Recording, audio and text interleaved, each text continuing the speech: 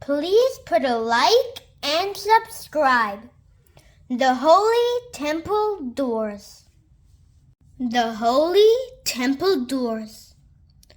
Our glorious Holy Temple is being built in the city of Jerusalem, Nicanor said to his friend Shimon. I would so much like to participate in its construction. How can you participate in the construction of the temple, which requires very expensive materials? You aren't that rich. You can't possibly help build a part of the holy temple. Shimon replied, Well, I'll donate a beautiful copper doors for the temple, said Nicanor with dedication. I am sure that my gift will be accepted by Hashem.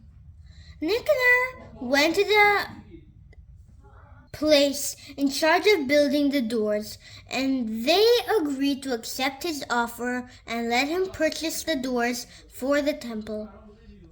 They took the exact measurements needed for the doors and gave them to Nicanor. In those days, the city of Alexandria in Egypt was famous for its copper factories and experts who knew how to make beautiful artifacts out of copper. Nicanor packed his belongings and money and traveled to the port of Jaffa. There he boarded a ship and sailed to Alexandria, where the copper factories and coppersmiths were located. Nicanor roamed around the streets of Alexandria, searching for the best factory. He inquired and checked until he reached the best place, known for its fine workmen and for using the best materials. I would like 2 very beautiful doors made out of the finest copper, Nicanor said to the skilled coppersmith. I can make the doors you want, but it will cost you a great deal of money, said the owner of the factory. I have enough money, and I am prepared to pay for the door that I ordered as long as the work is done in the most beautiful manner, Nicanor said. It took a long time to make the doors, from morning to night. The experts worked, trying their best to dedicate themselves to make the doors fabulous. Every day Nicanor would visit the factory to see how the work was progressing and to make sure everything was done in the best way possible. In the evening he would leave the factory with a prayer on his lips. Master of the universe, send me your blessing and let me help that the Beis HaMikdash will be done, and that it should be done in the finest way. Nicanor was very happy with the wonderful work of art. He paid the coppersmith well and thanked Gosh that he merited to see the job complete so beautifully. He heard strong workers who loaded the doors on the wagons and headed for the port. The doors were placed on a ship that was sailing for Akko in Israel. On the way to the port, people in the streets stopped at the sight of the beautiful, shiny doors. They had never seen such exquisite beauty in their lives. The ship sailed out to sea. Blue waves beat against the side of the ship as if they were singing, It was an honor to accompany you, for you hold a great treasure, the magnificent doors for the holy temple in the holy city of Jerusalem. Nicanor stood on the deck, gazed out from the distance. When will they reach Akko? When will I finally be able to bring my gift to the Beis HaMikdash in Eretz Israel? Suddenly, heavy clouds darkening the sky, and a strong wind began to blow. Great big waves splashed against the ship and filled it with water. Catastrophe broke out on the ship.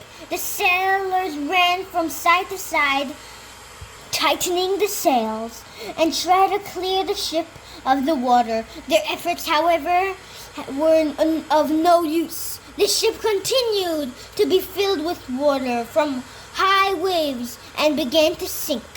Everyone was frightened, and there was shouting and crying through the ship. "Help! We are about to drown in the stormy sea! Throw the heavy doors offboard," the captain cried. "Please do not throw these expensive doors into the sea," pleaded Nicanor with tears in his eyes. "I worked so hard to prepare them for the holy temple." I fell at the captain's feet and grabbed his knees, begged him, crying bitter tears. The captain would not listen to Nicanor and yelled angrily, "Do you want us all to drown and become food for the fish because of your doors?" The sailors lifted the doors and threw it into the sea. The doors sank, and the ship, having had his load lightened, lifted a bit and began sailing more easily. Nicanor stood on the deck with tears flowing down his eyes into the angry sea. The sea continued to be stormy, and once again high waves threatened to drown the ship and all her passengers. "Let us lighten the ship, load and throw the other door onto the sea as well," yelled the sailors. "Under no concern I will allow the second door to be thrown into the sea. My heart aches bitterly because of the first door that was thrown overboard." Nicanor cried. He lay down on the door and held onto it with all his might. The sailors tried to move him off the door so that they could throw it into the sea, but Nicanor held on tight and yelled, "If you throw this door onto the sea, you will have to throw me in together with it. I am not going to part with it." The sailors were frightened and broke off for a moment. Nicanor raised his hands towards heaven and in a broken heart called out, "My master, you carry the world and rule the heavens and earth, the sea and all that is inside it. You and your honor, you can stop the sea. Please, Hashem, stop the sea and make the waves calm." Hashem heard Nicanor's prayers, and the sea grew calm. The waves stopped, floating the ship. The skies cleared, and the ship sailed peacefully along the gentle waves. A short time later, the ship reached Akko. The door that was left was taken off the ship and placed on the wagon.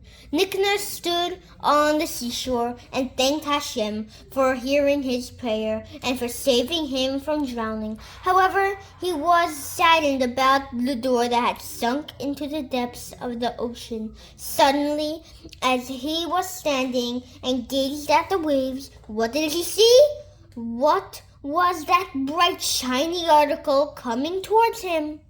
It was hard to believe. The door that was thrown overboard in the middle of the ocean was floating near the bottom of the ship and had reached the shore together with it.